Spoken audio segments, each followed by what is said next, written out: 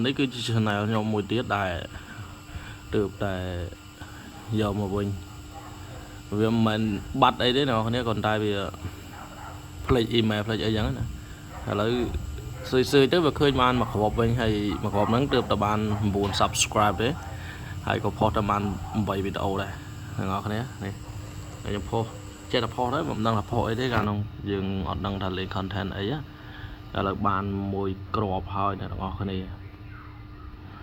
ហើយយើងចូលចេញមើលទៅវាឃើញថាវាល្អដែរ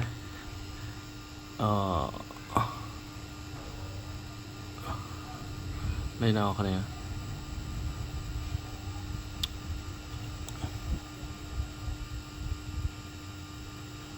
9 subscribe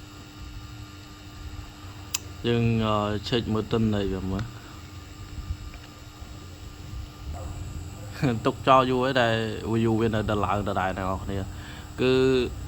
បានឡើង32 viewer ហើយនឹង voice បាន 0.1 អីគឺកាលនោះគឺខ្ញុំផុសវីដេអូបែប short នេះអ្នកនរគ្នាប៉ុន្តែឥឡូវប្រហែលជាលែងមានអ្នកមើលហើយតែឃើញ view វាល្អណាស់ view វានៅតែរីកឡើងលើ